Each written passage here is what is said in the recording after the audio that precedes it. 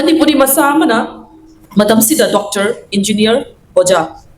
scientist, civil servant, entrepreneur, artist, or researcher. Or Manipuri Hariba Furubase,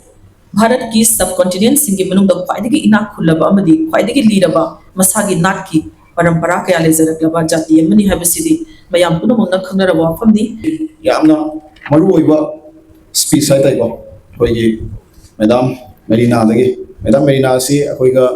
akoigi program khuding makta ma kawraga koi yamna maru oiba valuable oiba speech kya yel yai tai koi mahakna ngang mana akoigi ugning sing sindo se ataya hel yai tai ko mayam dagi aduna madam se koina select tawraga madam singa khalaga mayam ni ugning se ataya singhalaga koi ngasi lairiba society da lairiba akoigi narol amadi koi hogolai ban pimcha singbo khajiktan oirasu akoigi influence oina ba haiduna madam se kawbuni ngasi so madam sigi speech ki mamang da ai madam se kawkachraga madam da akoigi achamba khudol amtang pibina ba haiduna akoigi YMC gi chinaw magi dagi nising madam amtang kakat piram Thagachari Roshan Irom, General Secretary YMCA Central Committee. Roshan na pangkha thagat pirame adano sidana machiya moina aduk jamba matik chabadi nachadri masigi meglaraba khudamdi ngasi aigi supervisor hai jabatare ko aigi PhD gi research work supervisor oibili ba oja ika khudabada matik charaba oja noni aigi mangdali shinduna ngasi taistali tingbiri loina na aigi ibong shanglaba oja jamani thonsu lebiri oja noni gi aigi oja gi guide makhada chawjarak pani ngasi mayam gi mangda lepchari basima oja gi mahaina ni anai mayam gi mangda thamjai ngasi asi Young Manipuri Council Assam samna YMCA na khangnariba hariba look ase yamna ting lauriba yamna mathona leiba wangang da kidaba authorpa thabak tasu tawge khanba putu ekta tawthopa ngamba adigumba yamna mating leiba department yamna mating leiba organization amani haina aina lojai aduga makhoi pangsu pangthoi aduga mahanga magi keynote address haibatai irom roshangi keynote address ta pangthok haiba magi wafong da hariba organization ase likhat pagi maru oiba maram se naharol hogalakliba naharol singbu nishagi tamthiraba ipakta gi kanana bo khona bagi aduguma pandam da likhat khiba organization amani hariba se masida leire ekoi gi hausiki matam gi mioi sing amadi tungda lakada ba ekoi gi society khakta natana leminariba ekoi gi pimthang nariba society singnasu yamna pamna ba aduguma wakhalona man ase thamjaraga agi wakong ngasi hogachage masigi damakta Young Manipuri Council Assam gi wakhalon ba ong ba thakta ikai khona bu chari ngasi Toro masiga mari lenana Daista liting biriba oja sing President ki phampham langda liting biriba Roman Luang President Young Manipuri Council Assam YMCA Chief guest oina lingbi rakliba oja ikai khunda badabatik charaba Assam University Manipuri Masangi Professor oja Hawam Nani Kumar loina na hauzik School of Rabindranath Tagore School of Indian Languages and Cultural Studies Assam University Silchar gi sudin noina phampu biriba oja loina na guest of honor ki phampham langda liting biriba ikai khunda badamatik charaba Dr. Y. Manidhan Singha Ojabu, HOD, Manipuri, Department of History, Sri Kishan Sarda College, Hailakandi, Ojabu, Ahan Magda, the Ikai Kunabu, Cheri, Loina, Ikop Nodana, Kurumsari. Mathanga, guest of honor ki phampham langda liting biriba, Oja, R.K. Sanahal, President Atho Waningshin Loop, Lakipur, Ojabusu, Ahan Magda, Ikai Kunabagaluna, Ikop Nodana, Kurumsari. Mathanga, K. Aruna Devi, Ikai Kundabadamatik Charaba, Ima Saklabi, President All Assam Manipur Women Meira Paibi Coordination Committee Wajabusu Ikakhabu Uchali Loina Ikop Nodana Kurumsari. Mathanga Dr. Raju Kumuzam, HOD, Department of Information Technology, Navin Chandra College, Badarpur, Advisor, Young Manipuri Council Assam, YMCA. Loina na ngasigi thoro masida sarup yabang am haujedi hai aduga pakot asida di ehang na phangajabada Ravi Shankar Dikmabam Ojaji Busu ehang na mahang sarup yabang am dragasu mahaki ming yaw bagina mahabusu ehang ikai khulu uchari loina na ngasi aingonda iriba kiramase nat amadi lon chakhatna bo hona badana harol singi thongdang hai aduga ngasi gi piriba aingonda piriba topic asigi matungina di aigi wakhalonda khanjaram bani harol singyam khara jamna tin gadra haidana ko ado tiliba khara sena aigi thamoi pensa di haijage karigino haibu masigi tainafam se ai organization asida pining deba organization asina mahaki to khom thokpa pawkat kaya ma piram gani khali adu maduduga thawai yawda ba haiba ma leiba madugi matungina mi se tin da angang sin se laktabani haina ai lawzarage aduga hariba nat chatno yema dilon sakho da bo na da naharoli thodang ni haidana ngasi aina mayang gi bangda masigi madang da kari angang sin da kari initiative lokhatoino aikoi gi tungi mirol singi khanghaunaba aikoi gi hauji kai ba culture amadi tradition gi value se kamaina makha samtharaga pugadoino haibagi wakan se aina ngasi sidesi da lepaga minute 35 kunaba khanganga nakoi gi koktuga matam purokta tungchiduna lehugani haibadu dinate ba adubu punamak adu tawdabagi sarukudi khara khak aikoina YMCA haribadi organization asina lokali ba maki khokche aikogi gani step se magi pandam se khara khakti aikogi wangangna amadi tinbiriba daista fambiriba ojasingi wangang khara sena kitang orabashu motivate ungin thokpa ngamgadra haibagi wakhalonda ngasi hak se lakchabani adubu aina ngasi ngangam godori bakara dangsena nakoi di swaibu sabuda sum kapukki basu yai adubu kapukki ba yaragasu ngasagi ekoina hojik nei nagadori ba nat amadi ekoigi wari bu hairo natraga lon bu hairo asiti ekoiga numit khutingi loina tuna leiba pushat amane mase koina sungpau kawri do pushat amane adudi aina ngasi aigi wafam thamakpa matamda aina nganga kodori basisu aisu aigi nutigi punsina phanariba adugumba posak sinduga mari leina nganga kadobo ngotane ai ngasi mafam asida aibu wangangbi na bagi damakta kawbirak pase aisu satriya mo ina horapane aisu satriya mo ina hori auji masoi oja hori toigu basu aigi tamsinbagi hainabidu di sumta thadoktriba aigina siedil phawba ai tamgidoine aina tamba haibase aigi thak thombadagi tamba khakta nate aigi makha thaba inaw ichan ina sindagi su tamba yayo masi bose aikogi miyoibagi khulon amane aduga aigi topic asigi matungina ai makha sathajarake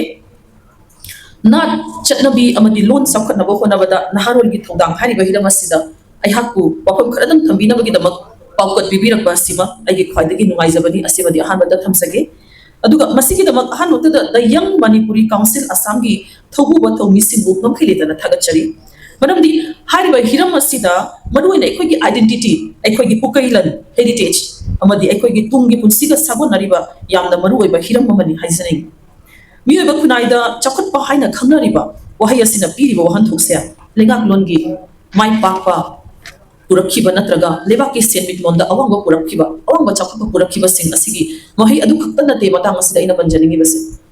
maruina masidi ekogi inat chatnabina miyoiba khunaibu matam chuppada kupshen senaduna yaifaba chakotpa khunayama ohenbada yamna chawrba thodang lori Maramaduna jati amagi masagi nat amadi culture yaudravadi mara yaudraba upalgi pangkhagumbane upalga pangkhagumbani aduga matamosumna miyoibana ngangna riba loan haibasisu loan asibu ngangwi naba mi leitragadi asum mangkhigadoine aduga ekhoigi jati asigi thoram pareng traditions mayam asibu matamgi matungina sijin nadragadi masak machu thoklak loi adu mutkhiba taba Maramaduna matang masida panjaning badi isagi chatnabi nat u yokhatuna thamba haibase maruina jati asigi sakta amadi dignity bu kahendana thamba asini Manipuri jati gi oinadi jati asigi bukai cholaba wari gi mating lairaba wari sing amadi vibrant cultural traditions singi damakta malem da maming lairibani aikoi gi lon sahitya jagoi isai lila drama martial arts sana konaba harau kumai sing jati asigi folklore indigenous knowledge handlooms handicrafts amadi social values sing ase kunsil laga mamal laidraba inar gi bukai lanama semlakhibani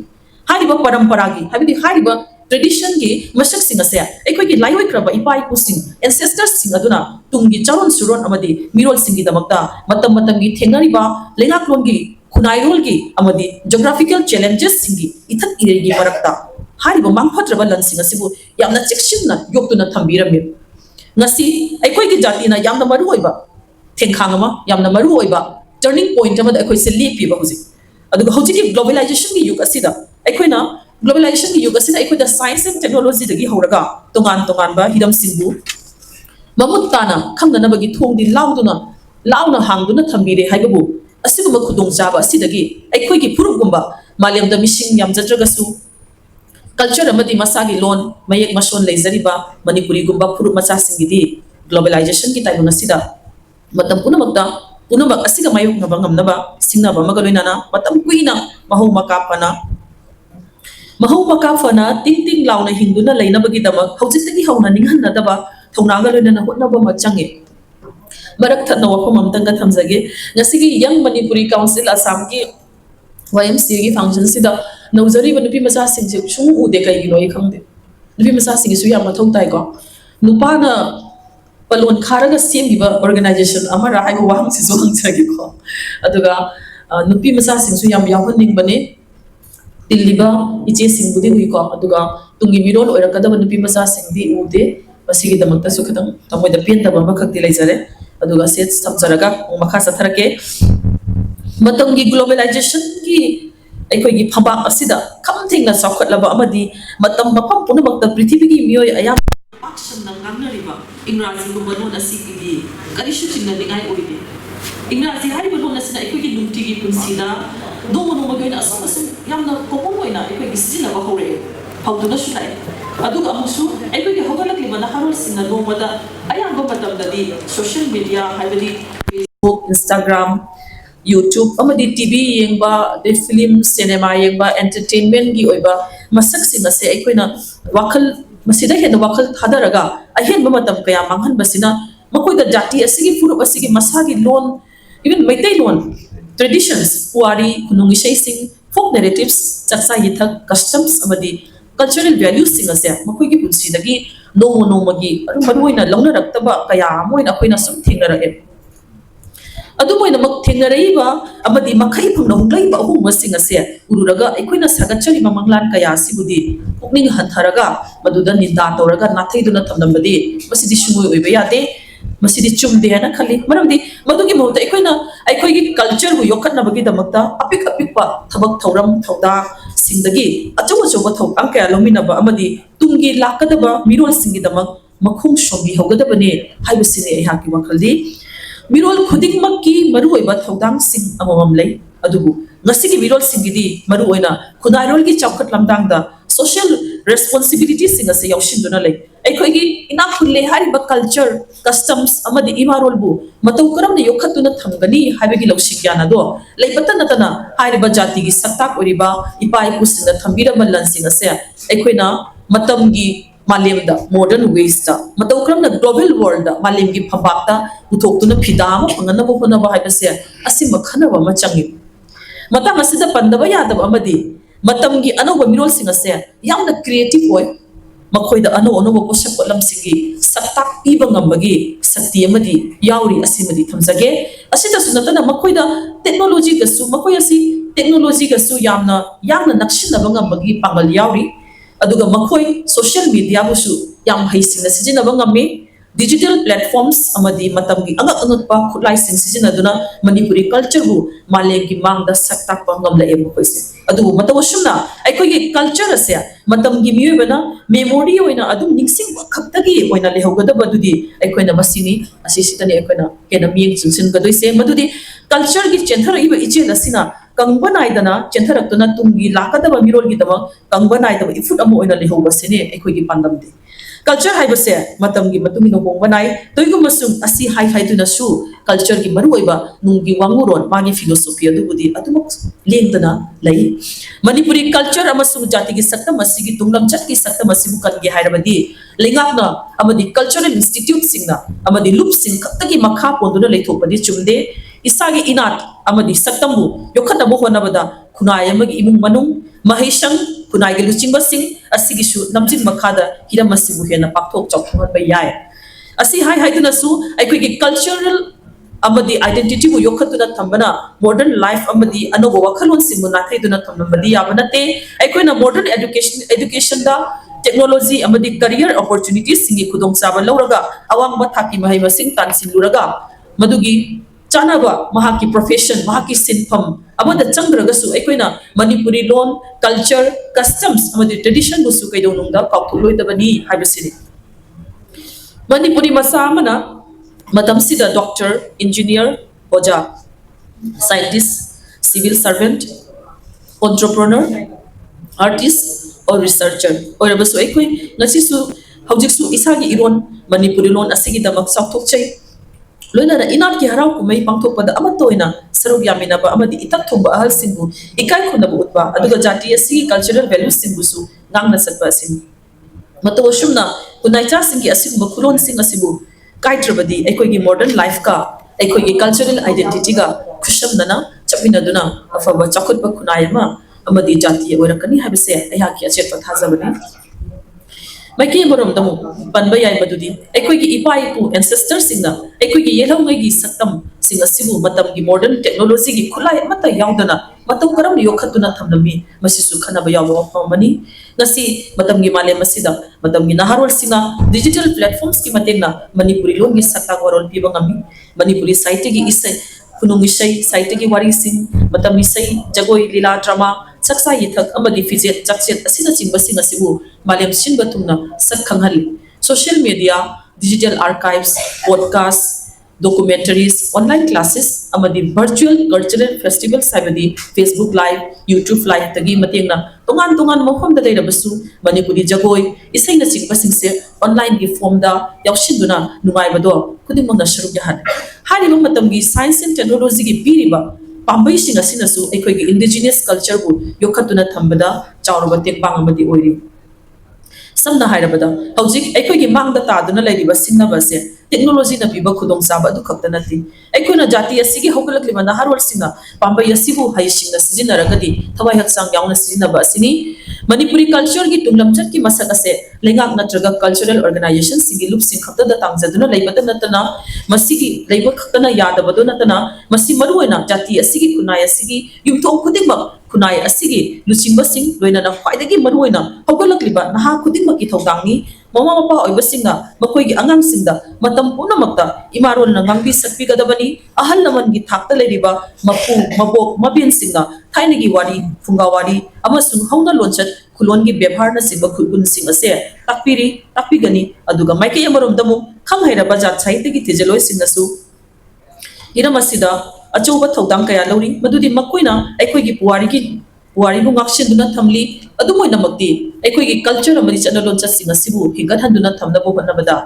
wadigi chawba thodang lori base matam gi na harol singan aikoi gi chanabi chaksa yitha customs and traditions singa se makoi gi limit kudigi punsida sijina duna pangthokduna hinghanduna thamdam bahai basisu tungi mirol singi mathodangni aduga puari na aikoi da khanghal libadi jati amana tungkoina sangna hingba tingi hairabati aikoi gi saktambu ngakshinduna thamhoba sini aikoi gi identity hairaga masida reflect tori base ahan bada aikoi na loliba imarol asini mathangda aikoi gi chanaloncha customs aikoi gi tradition aikoi gi sahitya amadi miyoiba ama obagi gun asina chingba sing asini masida aikoi gi identity na yawshinduna lei hairaga su hari mamal yamlaba sing asibu aikoi na thoi hodro mikup adudadi aikoi gi jatina isagi amatta oibagi apunbagi uniqueness ki masak ado tabna chingmang na kiwase mahushana tabani maram aduna aikoi gi cultural heritage संस्कृति की पुकैला नसिबु योखोतुना थंबा हाइबसे अखन्नबा organisation अमदी institution सिंग अमदी मसिगी Hiram असिदा पामजबा कनागुंबी individual person अमगी मखोई खक्तगी responsibility दो नत्ते मजिदी जाति असिगी तब खुनाय असिदा हिंगिनारिबा एकोई कुदिंग मकी मथौनी थौदांगनी मरमदी मसिना एकोई cultural heritage बु योखतपता नतना नौना हगलकलिबा खुनाय असिगी युंबिरल ओइरकदबा तुंगी मिरोल सिंदा मथम होइना तंथदुना चटपदा मतेंग ओइरकनी खले हगलकलिबा नहारोल सिंग असिना जाति असिगी हराव कुबै अमदी खुनाय मरुय बथबक थोरम कयादा इसागी इनाट किबा फिजोल सेटपा असि खक्तना सु लोइबा नत्री पुनुमक असिगी वांगमदसु मखोइगी तवगदबा थौदांग यामना लैरी मदुदी मखोइ मणिपुरी कल्चर लैंग्वेज अमदी कस्टम्स बु हेना पाक्थोक चौथोहनबगी दबा थौदांग लोबा याय मदुदी स्कूल गी कॉलेज की यूनिवर्सिटी की ओजा ओइदुना अइबो ओइदुना कलाकार थिजिलोय अमदी एंटरप्रेन्योर डिजिटल कंटेंट क्रिएटर्स अमदी कम्युनिटी लीडर्स ना चिंगबा सिंगपी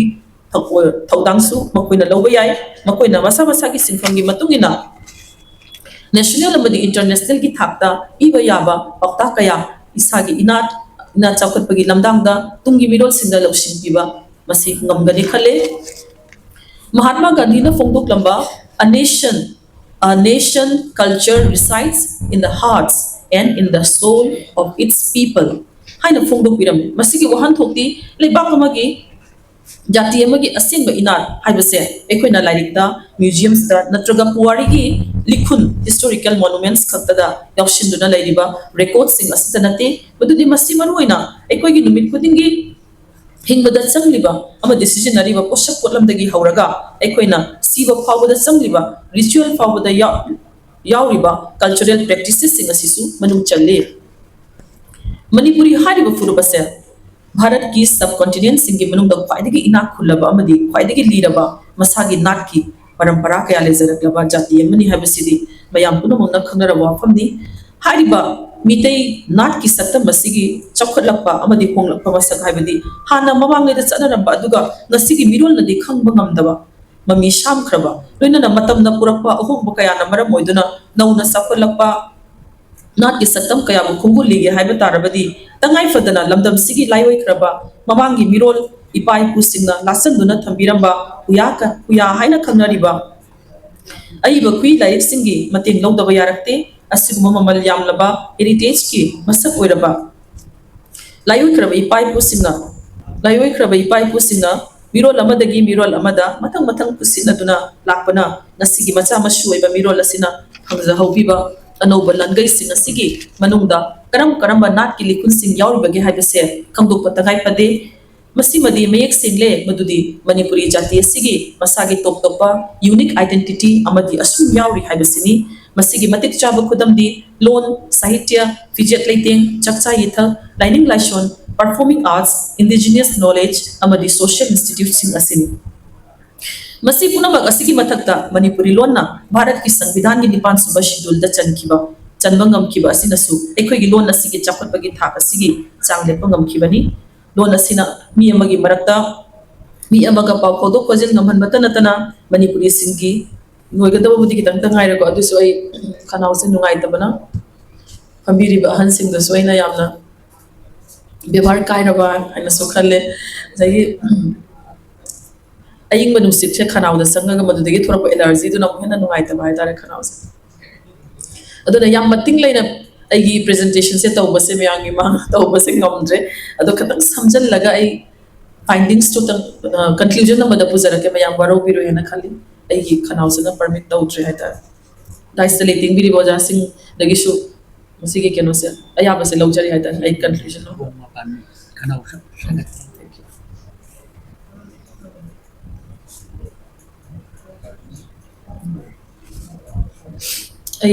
यम कोई कंक्लूजन द लाक्चरगे मरक खरा थादो अमगे हाइतारे खनाउसे ngam पुवारिगी तांकक्ता मणिपुरी सिंगना मतम मतम गियोनी यक्नबगा मायोक्नबदा फंखिबा आवाज थिंग सिंदगी थोरखिबा लोनदा मपानगी अतोप मितोप सिंगी बिरोलगी इथिल चंगलखिबा जाति असिगी लेजरंबा मयेक्ता कांखोंग सहेनखिबा मयेक्की चनैनबा थोखलिबा मीगी मयेक्ता मिपान तांगबा मीगी मयेक्ता इसागी मयेक्नी हाइना कुइना लैरुबा इसागी लाइनिंग लैना मीगी लाइनिंग द लाइनिंग लौखिबा मदुदगी थोरखिबा यानसिनबा मखलगी पोथो इसागी कल्चरल आइडेंटिटी की पीबदा करंबना अचुबा ओइरिबनो खंगलक्तबा तंजा कया यावखिदबा नत्ते असि हाइदुनसु असिगुंबा चैथें कया असिगी थिंगुदुनसु जाति असिना नसी फावदा मतमगी कुनमाथोइ सुबा चही सा असिदसु अखोइगी डिस्टिंक्टिव ओइबा कल्चरल आइडेंटिटी बु मिरोल अमदगी मिरोल अमदा थंगथदुना योखतुना नसी फावला लापि मणिपुरी जाति असिना मणिपुर की वांगमदा अमदी मालेम की तोंगान तोंगान मफम सिंगदा मरुओइना असम त्रिपुरा बांग्लादेश अमदी म्यांमार न चिंबा मफम सिंगदा खुंदा लैता खिबसिना अमुकसु हेना मयेक सिंहली मदुदी मियोबगी जियोग्राफिकल डिस्प्लेसमेंट अमदी माइग्रेशन ना तोंगान मफम द खुंदा हनख्रबसु जाति असिगी मनुंग चन्न लैरिबा मियोबसिंगना मसागी लोन अमदी ट्रेडिशन बु अमत ओइबगी लंगलाना पुनसिंदुना योक्तुना थंबंगमी हाइबसे मयेक सिनुली असम की बराक तंपाक्ता खुंदामिनरिबा खुंदारिबा मणिपुरी सिंगना मणिपुरी लोन असिगी सिग्निफिकेंट कंट्रीब्यूशन ओइना महि मसिंग तंबदा साहित्यदा जगोई इशै लीला ड्रामा साना खोनबा खुनाई यावलदा अमदी इनाकु योखतपदा कम्युनिटी ऑर्गेनाइजेशन की मतेंगना साहित्य की लुप सिंग अवांग महि मसिंग तंफम सिंग लाइनिंग लाइशोंग मरी लेनबा थौरम सिंगदा मयाम पुनमिनबा सरुक यामिनबा अमदी इनात के बथौरम सिंग हराव कुमैन सिंगबा मतम की थौरम सिंग असि पाक्थोक्तुना असम की माइथोंग यामलबा माइथोंग लोंगलबा इनात कया मरुंगी इनात क्या मरुंगी लैरोंग सिंगी मनुंगदा जाति असिना मसागी सत्तम मसागतुना हुकै असि योखतुना ngasi फावदा हिंगली हौगलक्लिबा हौजिकी मिरोल सिंग असिना तुंगी चारोन सुरोन सिंगी बमता कोंफम चेपना लेप्तुना तुम कोइना लेहौरगदबा ममी अमा थमनबा कन्ना होनै मखोइदा ngasi फावबा फंगलिबा थौना अमदी मसागी इनात अमदी सत्तमबु कंजनिंबग इहुलसे एकोइगी लाइवख्रबा इपाइपुसिंगना थंबिरंबा अथोइबा लौसिंग ज्ञान अमदी लनसिंग अदुगी महैननी हाइजनिंगी masida takpadi aikogi culture asi yamna singlaba amadi mamal yamlaba ngaktani haibasini adubu masida hangba yawo hangdi aikogi athoiba inat sibu yokhatuna thambase tasingna ngamladra loinana lakadaba anauba mirol singdasu masigi wakhalo singase yohanba piba ngamgadra haibasini adubu aikoina khangadabadi amadi thamoida akanba thona amaga loinana wasaklasi madudi aikoina awang balosing gyan tanduna khunai khaktagi kunai losing gyan tanduna kunai khaktagi nate tangodori base malim asigi achangba mi ama oina bo honabada aikoigi inat chatnabi amadi isagi hawrukmon bu kaidong da suna thriduna thamlam loisi madudi aikoina awangba kariba makai aikoigi inat chatnabi amadi hawrukmon bu su isagi imi gumna madam pomada loina duna chatmina gadabani amadi chatmina gani haibagi wasak asini aroibada loina na tungda su aikoigi jati asina mahau maka phana ting ting launa awangba mayamna tamjaningai oriba jati ama oina lehoragani haibasi ehaki thajabani madu khaktada oiba ngambani matamgi asengba naha ama matamgi asengba mioiba haibidu puno puthagatse madam asida ehaki wahangasi yasinjare thagatsari oja mangdiling sinbiriba ai baba gumba oja ama khana long ama khak kitang khanau ki makta biram badodana aroi bagi conclusion sei phajana mayangi mangda lanthokchaba ngamjabani ai baba saklaba ai oja bu ai to ikai khuna bu chali amadi nusiba khongtokche